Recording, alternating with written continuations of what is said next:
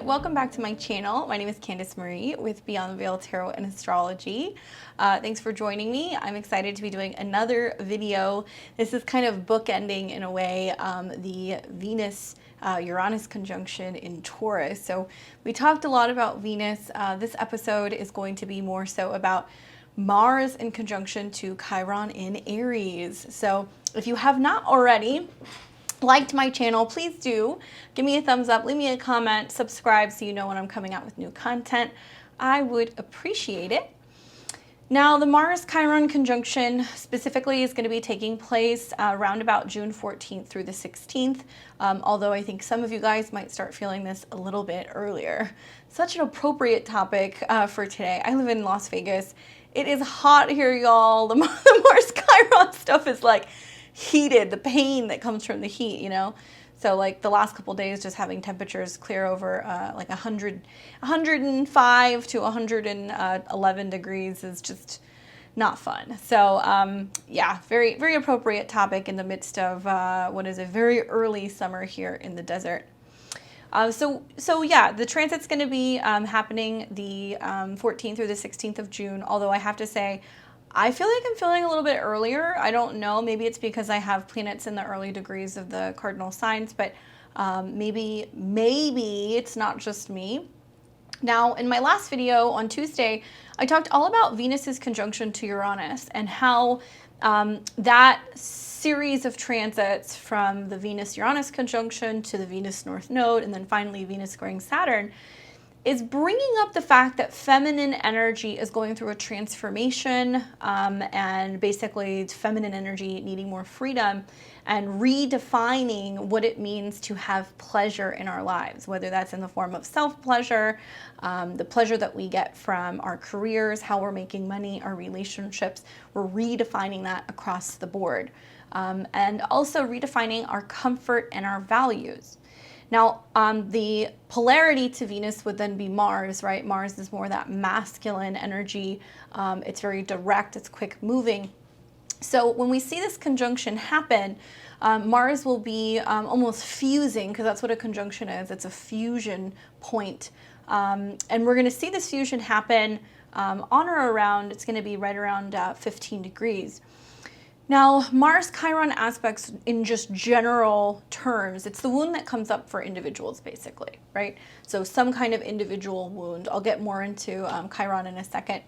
And it's the wound that's coming up for individuals because it's in the sign of Aries. So it is going to have this very masculine theme, the masculine needing to work through issues of frustration, anger, suppression of passion, as well as desire. So some of us, especially if you have a lot of significant Aries placement, might feel like you're hitting walls or you're being obstructed in some way. So frustration is kind of part of the course. So when this conjunction happens and the two planets fuse, we're going to start feeling it, you know, somewhere between, 14 and 16 degrees, not to be confused with the 14th or the 16th, but I guess that's an easy way to remember it.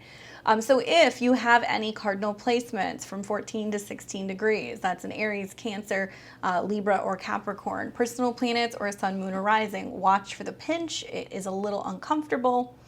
But I think it's also going to be felt very significantly by Aries placement. So if you have like a sun, moon, rising, a Venus, a North Node, a Mars, this is definitely going to be something that's going to pack a little bit of a punch. Although I think if this is happening on top of your natal Venus, it can actually be like healing, like the merger of the masculine and the feminine together. So it might be healing that comes from another person, you know? Now, I don't know if you guys have seen it. It's kind of like, it's kind of trendy, but when I was in Seattle this last week, I got the opportunity to go and see the new Top Gun movie. I'm a big fan of like 80s movies myself. I always like love the music, and I just feel like they don't make movies like they used to. And I really love Top Gun. It was just one of my favorite movies from the 80s. And I like the whole aspect of like the bromance, you know, just like the bromance of those two guys together and like kind of being partners in crime and, Goose and Maverick doing their thing. And then obviously like really kind of, if you haven't seen it, I don't think this is a spoiler, but like the devastating ending, which left this feeling of Chiron and Aries, the first one. Being on your own, right? And having to go your own way and the pain of having to carry on and doing it by yourself. So it's interesting to me that like the new Top Gun comes out, and when it was over, I was like, wow, that was like done very well. Not just from a cinematic standpoint, you know, there wasn't like any CGI or anything. Everything was like real old school, which is kind of cool. Which is daring. It's dangerous. It can be very, you know, Chiron and Aries. But I think the theme, like when I think of Chiron, I think of like a maverick. And somebody who is like willing to like change and transform and like always kind of pivoting and finding new ways to be able to kind of come out on top. So it's like this underdog kind of vibe, you know? So, you know, Top Gun comes out, and obviously, you know, Tom Cruise plays this like very kind of shooting from the hip character, who is just really passionate about doing things his way, even if he has to kind of go against the grain. So I think that it's a great example of Chiron and Aries just following your true passion and your instinctual gut feelings, especially because you just see so many of the scenes and how they're behaving while they're up in the air and like learning how to kind of go with their gut and like not thinking, like just doing. It's very Mars, Jupiter, Aries as well. We're still kind of feeling that conjunction.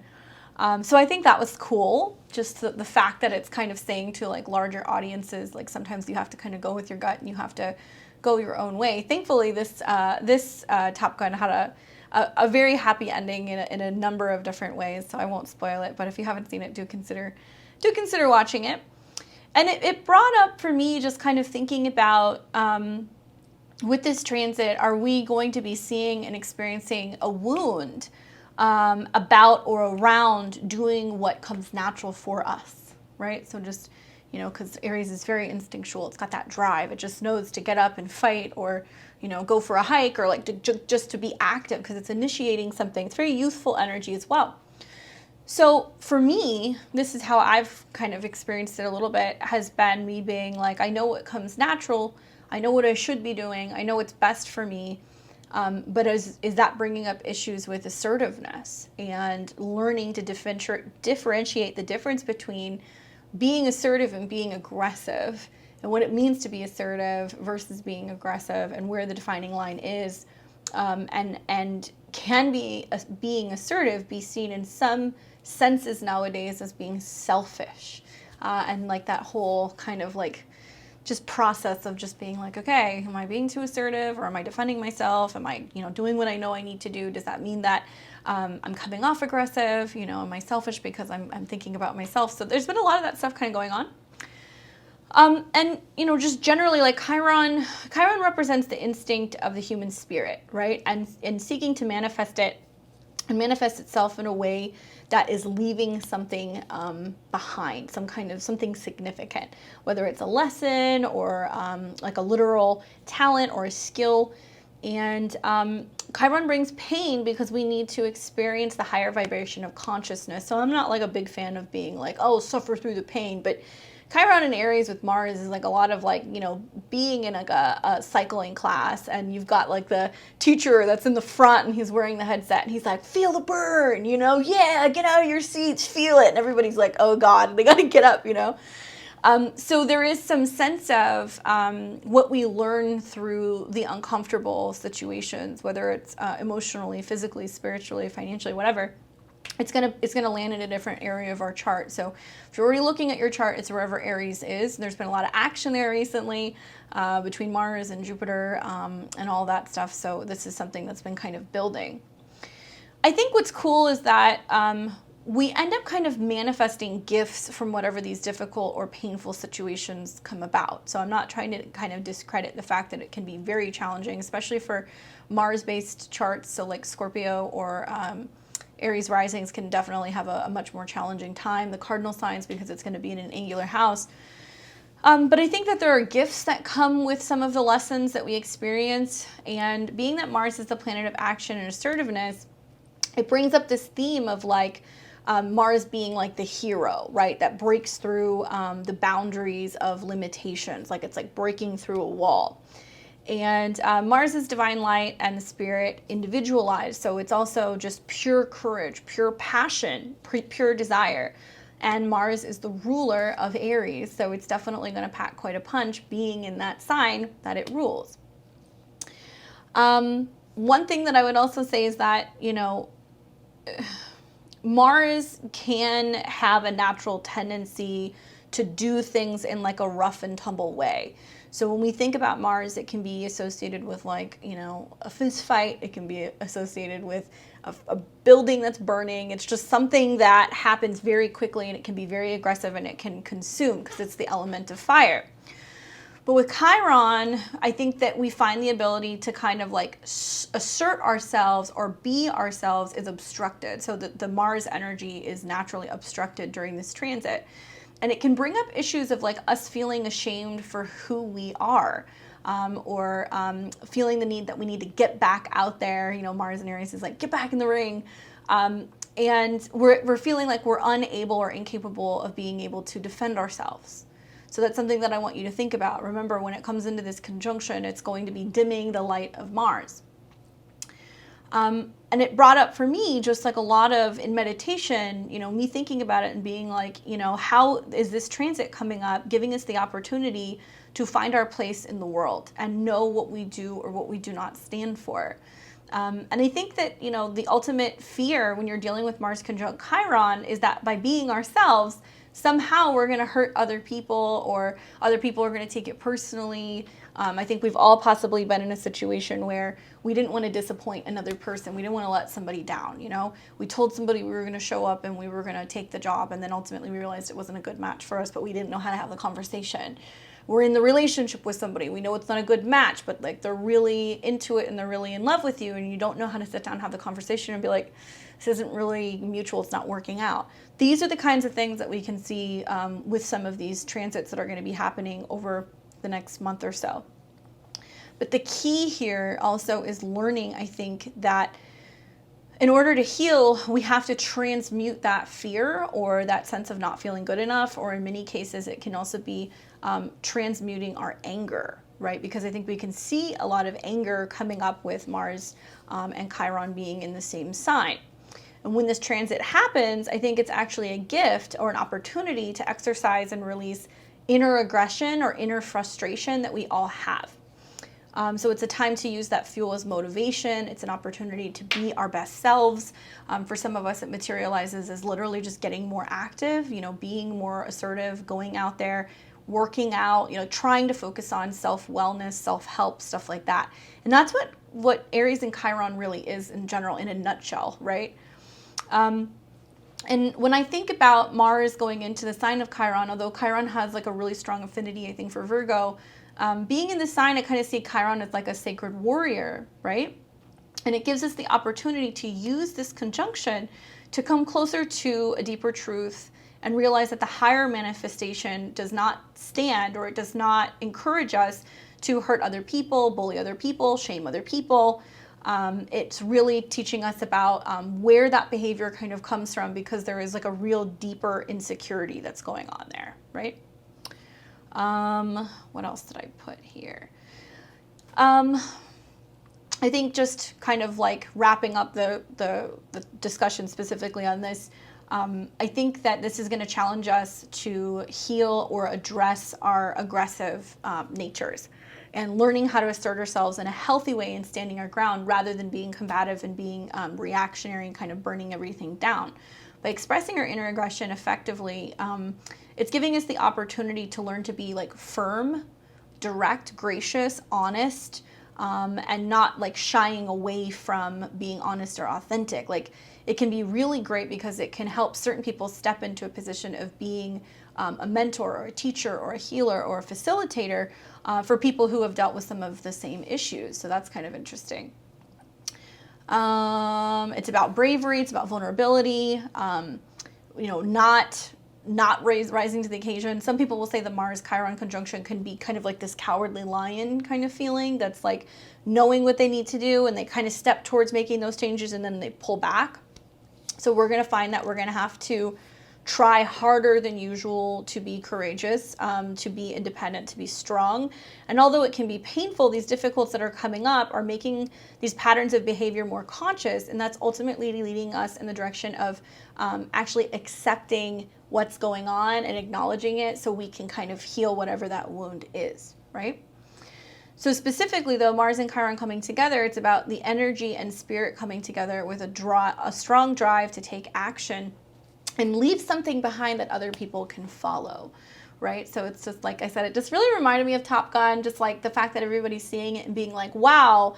Obviously, there's some real kind of subliminal, whether it's world views or political views or whatever, there's some stuff going on there. I mean, from what I hear, I heard from somebody was telling me that the movie was banned in China. I don't know if that's true, but when you have a movie that's being put out there, that's being almost like in a way re-released, that was already a really big hit, bringing up the theme of encouraging individuals to think for themselves and to be willing to stand up in the face of diversity, and to be brave and to be willing to acknowledge that sometimes superior powers don't always have it all figured out, and sometimes you have to stand up for yourself or for others, and kind of challenge the status quo and really listen to that inner knowing, that inner voice inside of us, right? So things that may come up for you guys very specifically could be fear of taking action and wounds revolving around expressing independence or confidence. So think about like suppressing Mars themes. Mars is this very like macho, I'm good, I'm confident, puffing up the chest, walking around, like, not backing down from stuff. So when we see Mars being suppressed in this sense, it shows that there can be pain revolving around kind of like masculine themes. And that's why I think it's interesting that it's coming after the Venus, Uranus, Saturn conjunction. And this isn't me like being sexist, but it's like watching Venus come into those conjunctions and then square Saturn can be a sense of like women or feminine energy becoming more independent, becoming or upgrading, going into an upgrade, or kind of like standing together, working together, like women's unions, women's rights, all kinds of stuff like that. That's going to start ramping up. And a lot of women that are going to start thinking about how they can challenge the status quo and help to change the system. And it can be this Mars-Chiron conjunction that men are like, well, what about us? We're not good enough to fight the fight. You don't need us to build these things. You don't need us to stand up for you. You don't need us to protect you. So there can be this kind of battle of the sexes going on, which is very strange and unusual because you've got both of these planets that are in their ruling signs, but they're making some really hard aspects, right? Venus will square Saturn after the conjunction to Uranus. We're going to see Mars that's going to come into conjunction with Chiron, and then it's going to square Pluto in a couple weeks' time. So certainly there is this redefinition of gender roles in society. I love it. I'm loving it. We're seeing men that stay home that are helping raise kids. We're seeing women that are making conscious decisions to start businesses and to launch initiatives and do things that are going to be including other women or people of color or minorities or certain groups that feel like they've been cast aside. So in a way, all of things are kind of shifting right now.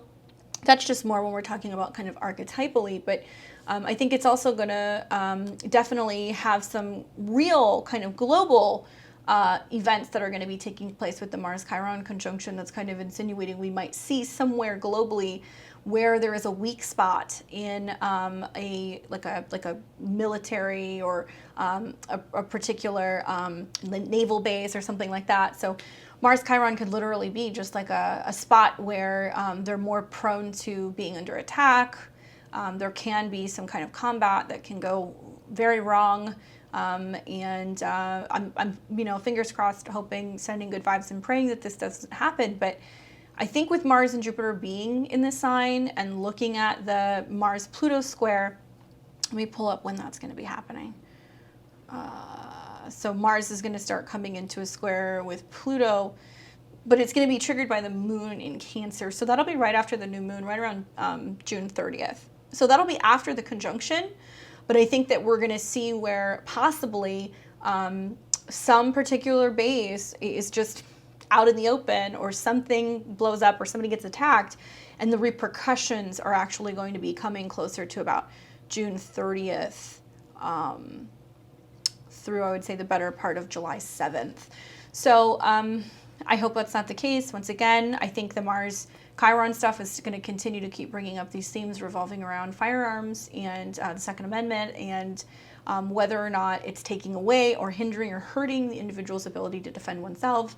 But it's not limited to that. I would say that it can be limited to self-defense or just independence in general. Be very careful if you've got some of these placements in your natal chart.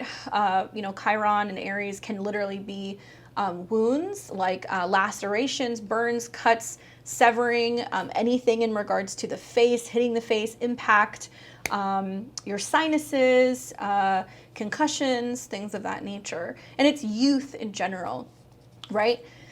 In the background, one other thing I would say is as this conjunction is happening, we're seeing a mutual reception going on, right? So over the next couple days, we're going to see that Mars and Venus are semi-sextiling each other.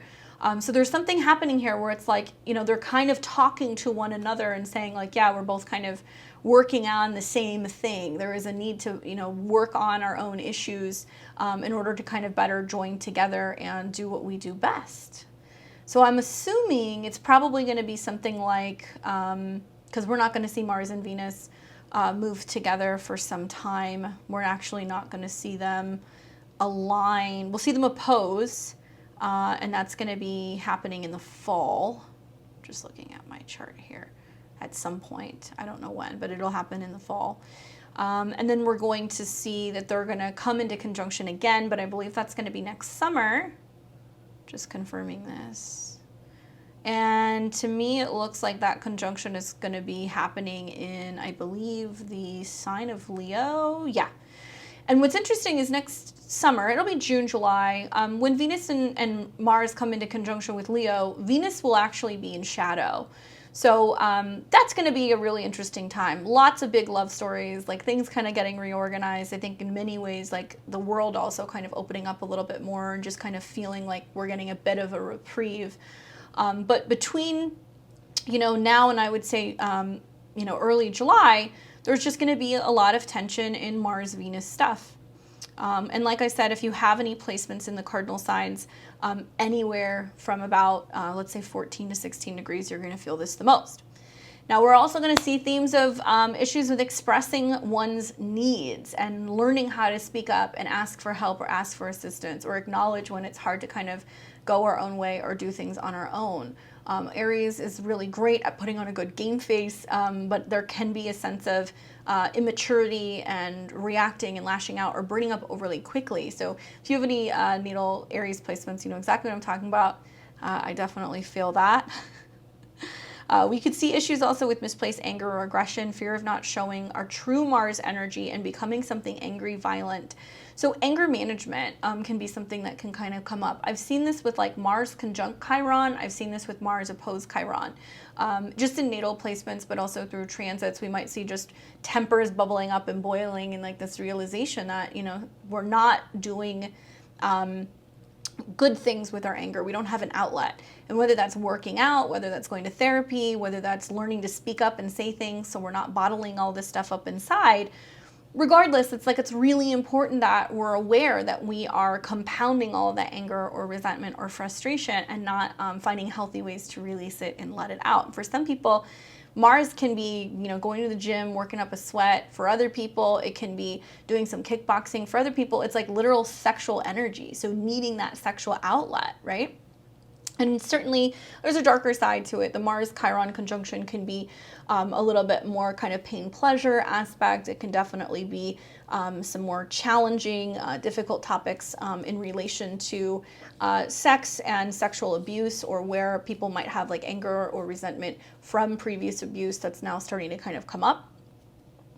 Issues with shame, so I guess that might factor into that. In just talking to a lot of people over the years, I've realized that probably one of the biggest ways that, past abuse kind of bubbles up in any capacity is issues with shame, but specifically with sexual abuse, that we find that it can kind of be like grief, where there's different, emotional levels that we kind of go through. And 1 minute we're angry and we're sad and we're happy, and then ultimately it seems to kind of fizzle out and we feel very ashamed. And so I think that that can be something that people are dealing with as well, feeling ashamed that they're angry, that they're You know, kids are driving them crazy, feeling shame revolving around an abusive situation that took place, and the fact that you didn't ask for help and now it's materializing as being mad, right?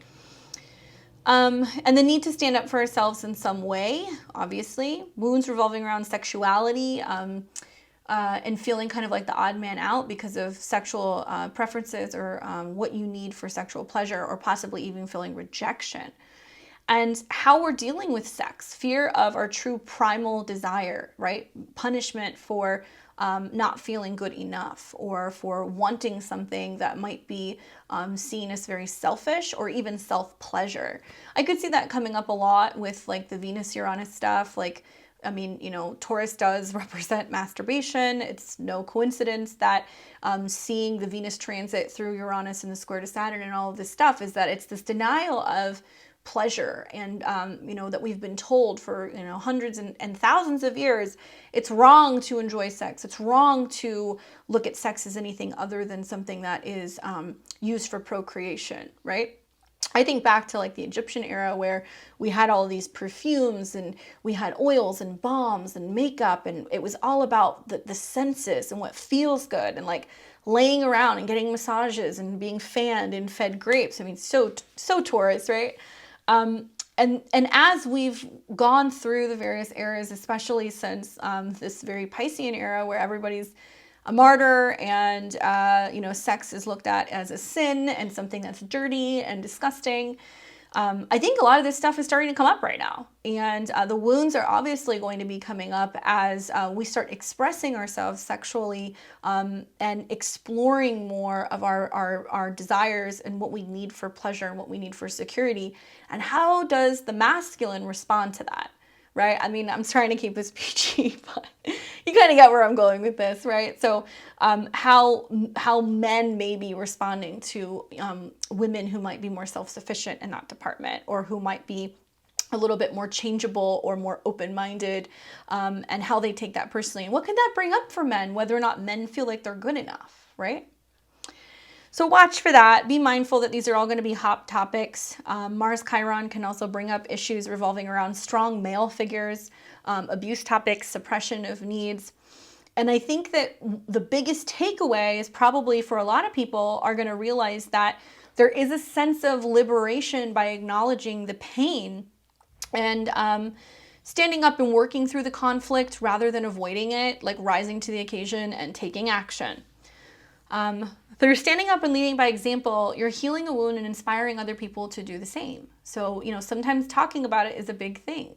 Sometimes being able to, you know, ask for assistance is also going to allow somebody else to step into their role as somebody who can be a healer, or a therapist, or a doctor, or what have you, because Chiron does have this connection to psychic healing, spiritual healing, but it can be medicinal as well. So we can see lots of like opportunities for people to be able to stand up and talk about injuries that they've had, so that way they can align themselves with people who can kind of better help support them, or go through some kind of trial to be able to in turn help heal future people.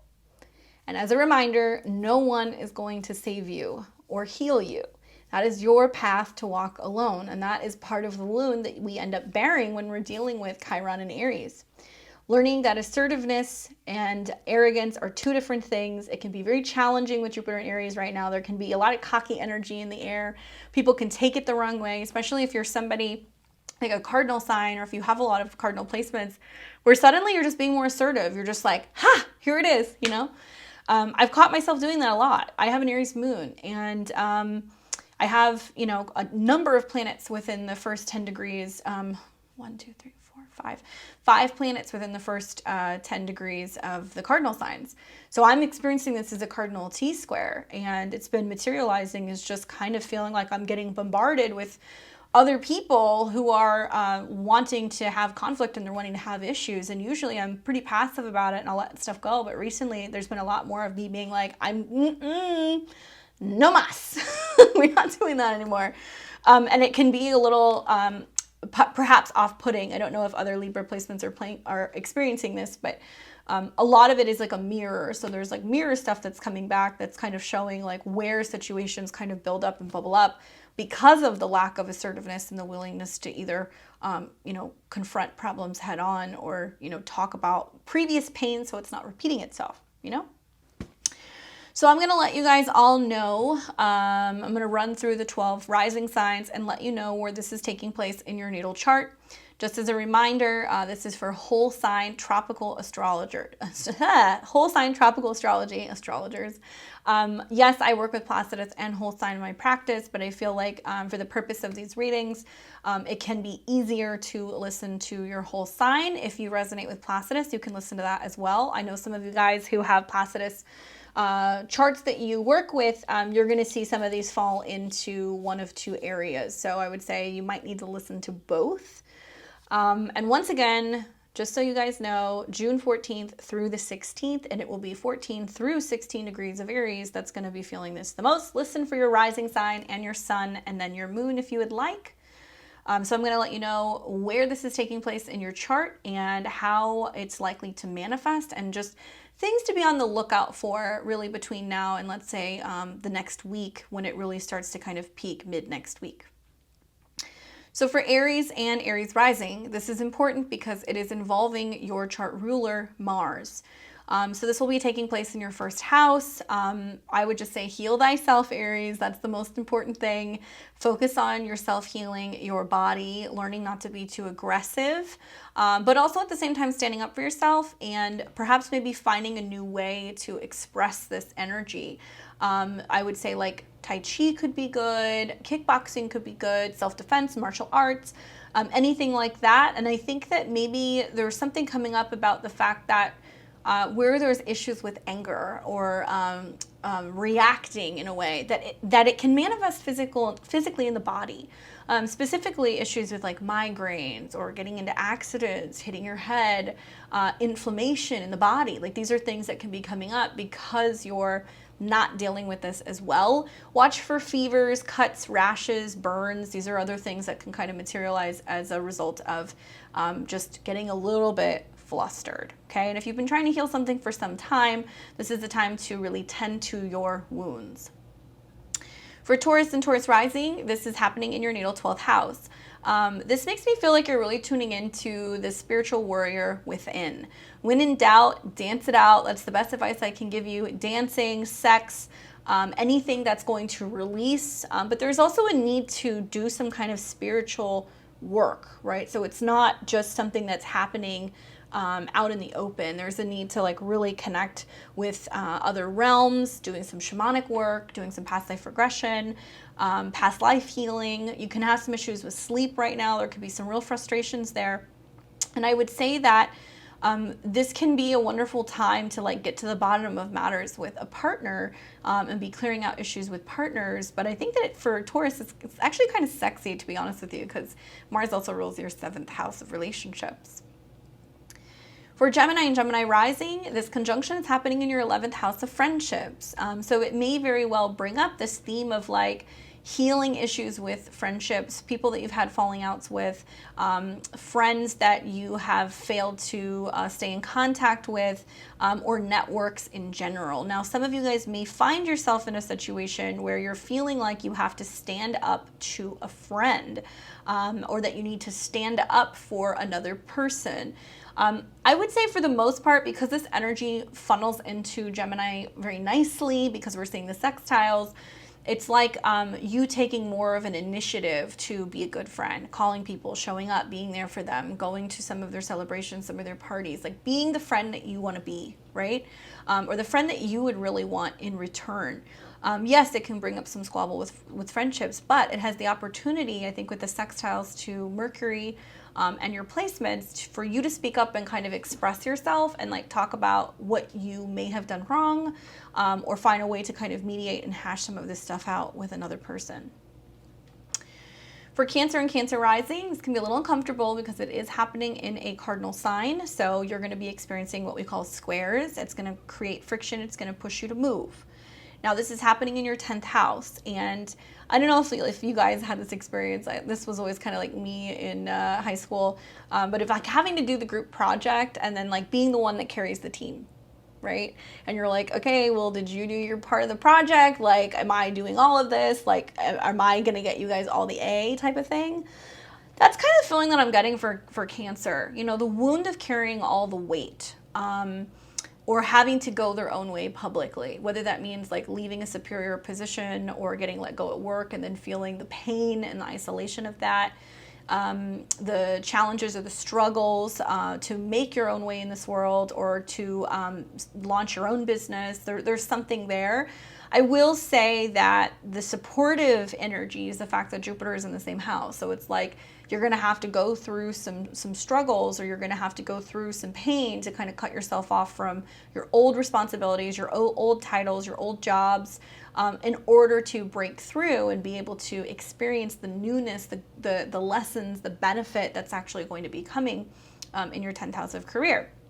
There can be issues at work where you are dealing with like a crisis in your career, not knowing what you want to do, or you're feeling like everybody's coming to you with their problems and you've got a whole slew of things that you're dealing with, and it's just like you feel overloaded. So watch for that. That can definitely be a thing that's happening, and it's just to me it feels like very like Ten of Wands energy. Like, you know, you don't have to carry all of the weight by yourself. It's okay to not have all the answers. It's okay to not have to be the one who carries everyone else, you know? Some of you may be going into healing kind of, you know, occupations as well. That could be something else that's happening. For Leo and Leo rising, this Mars Chiron conjunction is happening in your natal 9th house. Now, this is going to bring up the themes of healing your beliefs, big time, healing your beliefs. And I think it's your beliefs around where is home, where do you need to live, is it painful to return back home? Are you needing to move from your home? I say that because Mars rules your 4th.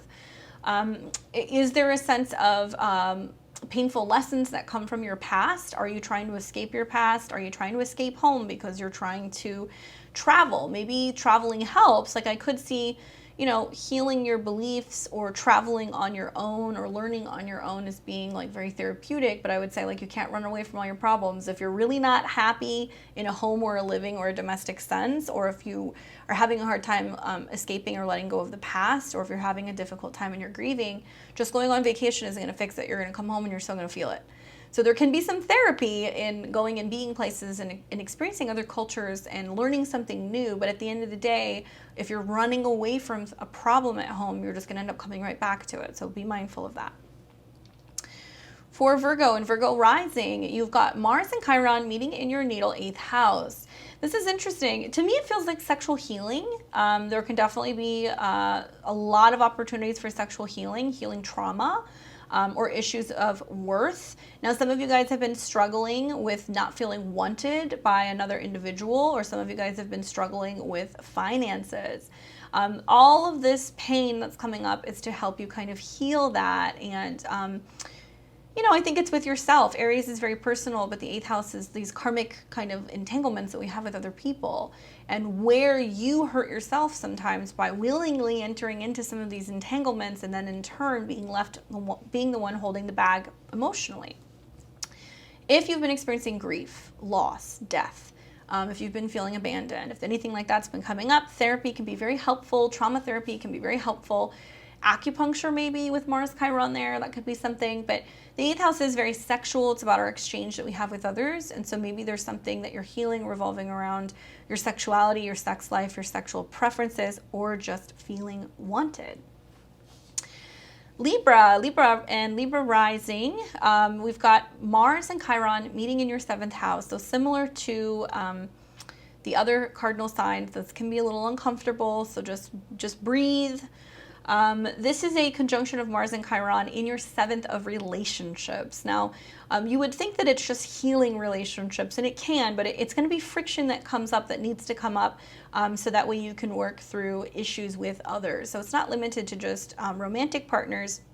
It can be business partners, it can be clients, It can be therapists, and it might be somebody who comes off as like very abrasive that you're dealing with, who like brings up a wound that you're either denying or that you don't want to deal with. It can also be that you're talking to a partner about their anger or their frustration or their moods, and that you feel the need to discuss it with them, and where others may wound you or themselves. So it's interesting, like, you know, for me, like I said, I can only talk about my experiences, but it's been a lot of like, oh, this person's behaving this way because I've allowed it to go on and I haven't kind of, you know, curbed that behavior, or I haven't said anything. So when I do say something, they're like, whoa, where did that come from? Like, why are you so upset? And it's just a meltdown city with me being like, I'm frustrated because this triggers me and this is what happened in, you know, previous relationships, and I don't want to deal with this.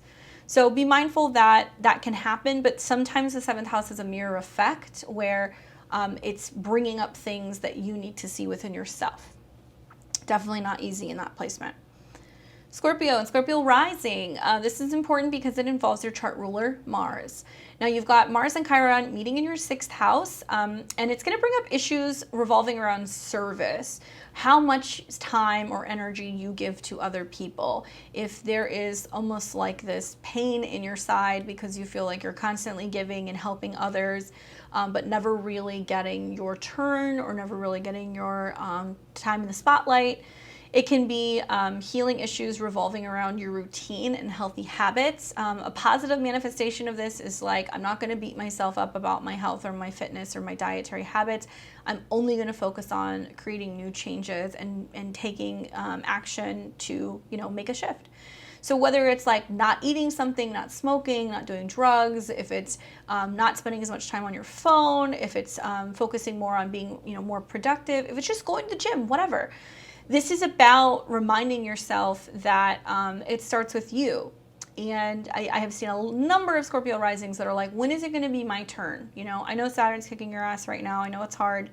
But I would say that there is going to be some positive stuff going on once we start seeing that Mars is in a sextile with Saturn. Okay, so it'll square Pluto, but it'll sextile Saturn. So down the road, you're going to find that, you know, making the conscious effort to get up and have a routine and make your bed and do this and do that and be busy and help other people and take care of things. When you get into the flow of that, you're going to be like, wow, it really helps my emotional state. So some of the busy work you have to do that you don't want to do and it's painful is going to have a positive effect on either your home, family, your organization, your cleanliness, or just your mood. Then we've got Sagittarius and Sag rising. This is a Mars-Chiron conjunction taking place for you in your natal 5th house.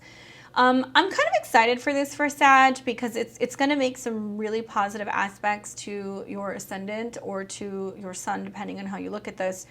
And it's about healing the heart space. I think it could be about healing childhood trauma or issues from childhood kind of coming up that have not been dealt with. Mars does rule your 12th, so it can come out of the blue, out of nowhere. You could get really emotional, or you could find that you're having like a tantrum. But it's also going to give you the opportunity to kind of transmute that, heal the heart, unleash the inner artist, and start focusing on like creativity, better self-expression. It could also make you very romantic and feeling the need to just have, you know, romantic dates and getaways and doing things and being with someone else. But it's about self-love when it's in the 5th house. It's the love you give yourself. So you have to work really hard, even against all odds, to not beat yourself up, and do consider planning more date nights and just being more creative or participating in art therapy. It can be helpful for you. Capricorn and Cap rising, this Mars-Chiron conjunction is happening in your natal 4th house. Now, the 4th house is all about home and family, but I think this is going to be bringing up core wounds that you have with a parent or with a home situation. Some of you guys are not getting along with someone you're living with. Some of you guys are having to take care of a parent who's aging. Other people are feeling the wound of a loss of a parent. I've seen that a lot for Capricorn risings. And just feeling like, where is home without this person? Or, you know, the pain of having to make a sacrifice within your personal life. And that brings up a lot of like emotional tension and past pain, you know, that it's just, it's challenging. It's not easy. Like the other cardinal signs, you guys are going to feel this the most. I think You know, Capricorn, at least it's happening in your 4th house. It's not going to be as public as Cancer or Libra are experiencing this. That's going to be much more public and painful for them. And I'm not saying that it's easier because you're hiding it, but I am saying that it's going to give you the opportunity to make those changes personally in your life, and it's not going to be as catastrophic. For some people, it can materialize as like losing a family member, losing your home, having to get rid of something that you've always been really attached to within your home, or feeling like you're being pushed out of your home and that you don't have your own space. Aquarius and Aquarius rising, this Mars-Chiron conjunction is happening in your natal 3rd house. It is funneling positive energy into your sign because we are seeing a sextile that's going on there, so that's positive, it's helpful. But the 3rd house is all about communication. It can be about short distance trips, vehicles, siblings, education. I see this as channeling your pain into writing and journaling, or starting some new communication pattern, learning to communicate differently, maybe writing as a form of like an outlet. So rather than like losing it on somebody, it's like writing them a letter, or writing a letter as a therapeutic process. You could find that it's just really difficult for expressing yourself right now, and that you get frustrated and you don't know how to, and you don't quite know how to define your boundaries. Saturn's in your sign, so I think a lot of this is just learning to kind of be a little bit more clear with your own needs. It can bring up squabbles with neighbors. It could also bring up squabbles with siblings. So you want to watch for how you're communicating with extended family. There can be some tension going on if you're visiting relatives here in the near future, or having exchanges with any of those people. When in doubt, go for a walk. That can be really helpful with some of these transits, just to kind of clear your head, count to 10. And I would also say going for a drive if you're feeling like you're a little wound up and you're afraid you're going to say something you don't want to say, or if you are afraid that you're going to tell somebody off and say, that's it, I'm moving out. Go for a drive, get in the car, go drive around for 10-15 minutes, come back, you'll cool down a little bit. And then we've got Pisces and Pisces rising. So this Mars-Chiron conjunction is happening in your 2nd house, and I would say, healing issues relating to self-worth and finances, right? But I think with Mars conjunct Chiron, it's like the financial issues that arise as a result of overspending, or feeling the need to overcompensate, buying things so you feel secure, right? Wearing all the jewelry so you feel attractive or important. It's trying to teach you to kind of cut ties with some of these issues that you have with obtaining or spending, because you feel like you're going to be more so worthy, right? Or creative if you are making money in a certain way. So Mars in the 2nd has this tendency to kind of want to consume, to spend, things like that. So I'm looking at it coming in conjunction with Jupiter, which makes me feel like there can be a significant overhaul in like a beauty routine, or buying all new clothes, or buying something really expensive because you feel like it's going to make you feel more secure. And then there's going to be this realization probably a little bit down the road that's like, oh, it doesn't make me feel like I thought it was going to make me feel. Why did I buy this car? Or why did I make this big purchase? Or why do I feel like I have to go and spend all this money on clothes just to be good enough? Avoid the pitfalls. I'll tell you that money issues that arise during this time are going to come purely because of something you are spending. So just be mindful of that whatever is coming in, it doesn't necessarily mean that it needs to go out. I'm also a little curious what's going to happen when we start to see it square Pluto in your 11th house, because you might realize that your spending goals and your actual goals in life are not aligning, that maybe you want a more simple life, or maybe that you just want more independence. So there in turn, it's like maybe you shouldn't be spending as much. It's hard to say, but when Mars gets into that square with Pluto, it also sextiles Saturn. So it'll give you the opportunity to kind of go, you know what, that was nice, but not making that investment again. Don't need to spend that much on a haircut again, or something like that. Okay, so watch for those pitfalls and issues with self-esteem and self-worth and spending. Hopefully this was helpful for you guys. I'm sending everybody lots of healing in the midst of this transit over the next 2 weeks. I know that it's going to be rather uncomfortable, and it's going to bring up a lot of kind of like ripping off the Band-Aid for some people, really having to finally go, we're gonna nip this in the bud. Let me know, how is it affecting you? Where is it happening in your chart? Are you born with Mars conjunct Chiron? Do you want to share with those of us in the comments if this resonates with you, and also some themes that you've experienced with this conjunction in your natal chart? It's not limited to just the conjunction. Obviously, the square and the opposition can be felt very strongly as well. And yeah, I guess I will be back soon. I will be doing a video actually on Saturday. So if you guys want to catch me, I'm going to post that link probably later today. We're going to do live astrology readings on Saturday night. So it's the 11th at 7 o'clock p.m., 10 p.m. Eastern. So 7 on Pacific, 10 Eastern. Still tongue-tied. I have Mercury opposed my natal Mercury right now. So I'm surprised I'm even getting a video out, y'all. Between that and the heat, I'm done. I'm going to be like Maverick and just like fly out of Las Vegas pretty soon. All right. Well, I'll see you guys on Saturday. Otherwise, enjoy the rest of your week and take care.